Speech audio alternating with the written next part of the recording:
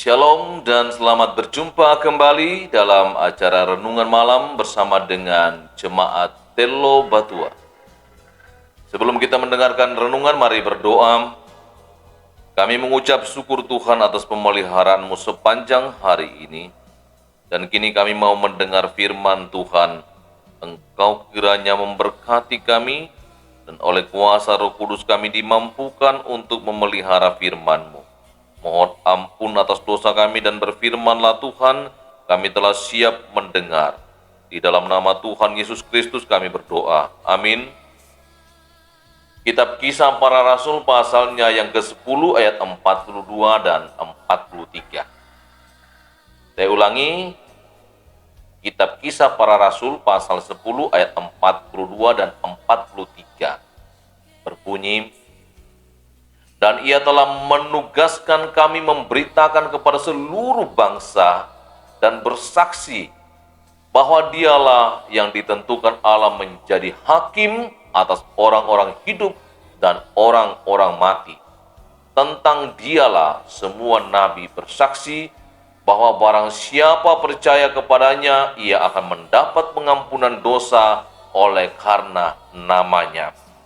Demikian bacaan firman Tuhan, berbahagia kita yang mendengarkannya dan memeliharanya dalam kehidupan kita.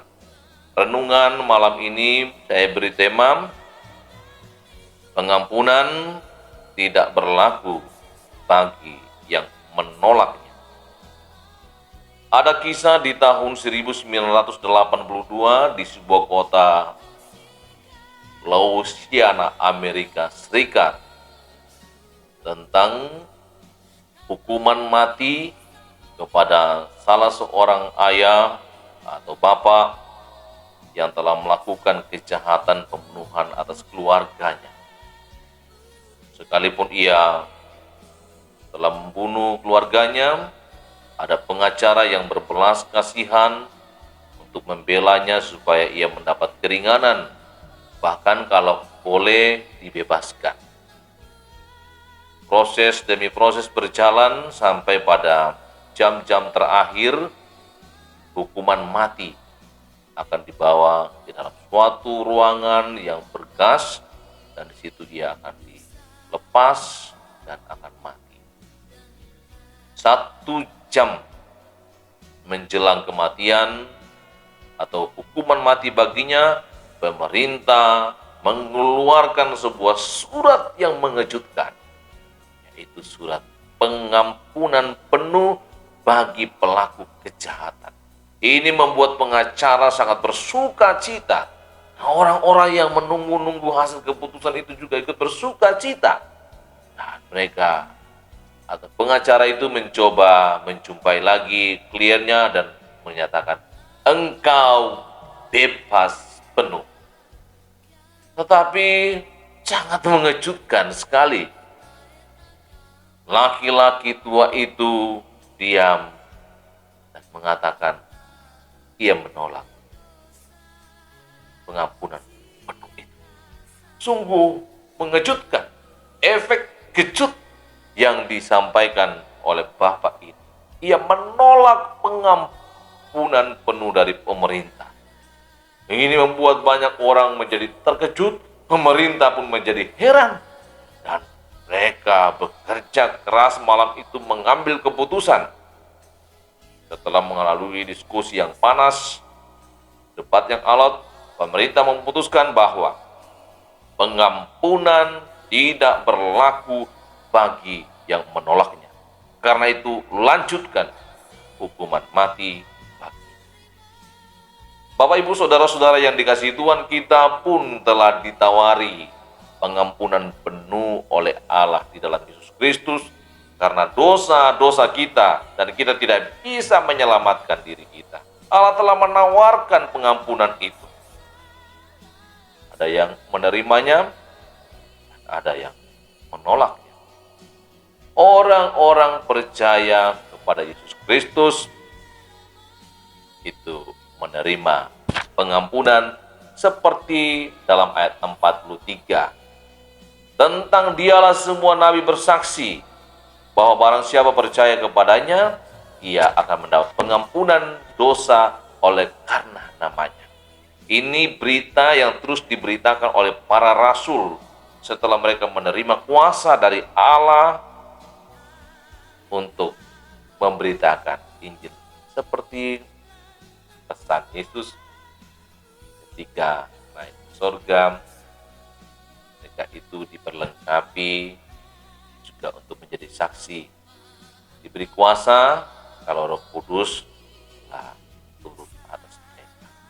Inilah yang mereka saksikan tentang pengampunan dari Allah di dalam Yesus Kristus dengan cara mengorbankan dirinya menjadi penebusan sekali untuk selama-lamanya.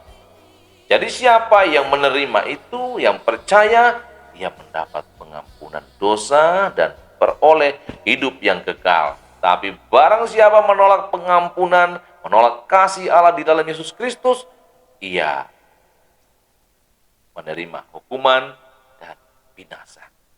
Mari Bapak Ibu Saudara-saudara yang dikasihi Tuhan, lewat renungan malam ini, kita bersyukur kepada Dia yang telah memberi pengampunan dan hidup yang kekal kepada kita di dalam Yesus Kristus, sehingga hari-hari kita akan selalu bersukacita, bersyukur atas kasih sayang Tuhan. Amin. Mari berdoa. Kami bersyukur Tuhan atas pengampunan yang Engkau nyatakan bagi kami di dalam Yesus Kristus. Kami akan terus menjadi saksi-Mu sehingga mereka yang belum percaya jadi percaya oleh karena pekerjaan Roh Kudus. Engkau terus memberkati dan melindungi jemaat Telo Batua, juga saudara-saudara yang terus mengikuti renungan dan berdoa bersama. Engkau menguatkan yang lemah, menyembuhkan yang sakit, menumbuhkan pengharapan kepada mereka yang khawatir akan hidup. Engkau berkati setiap rencana yang berkenan kepada Tuhan, setiap pekerjaan mereka, sehingga mereka boleh menikmati hasilnya. Kami berdoa Tuhan bagi yang berduka, Tuhan hiburkan. Engkau Tuhan berkuasa atas bangsa dan negara kami, juga atas pemerintah kami dalam menjalankan peran mereka. Para medis, TNI Polri yang terus berjuang dalam masa pandemik, Tuhan tetap lindungi mereka. Orang-orang yang mengalami kebangkrutan di masa pandemik ini, Tuhan tetap tegarkan mereka, sehingga suatu waktu mereka dapat berdiri tegak lagi, melanjutkan pekerjaan mereka, usaha mereka. Engkau menyertai kami, melindungi kami dari mara bahaya, juga dari serangan virus corona, sehingga anak-anak-Mu tetap aman dalam perlindungan-Mu.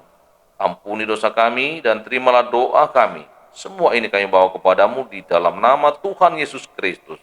Amin.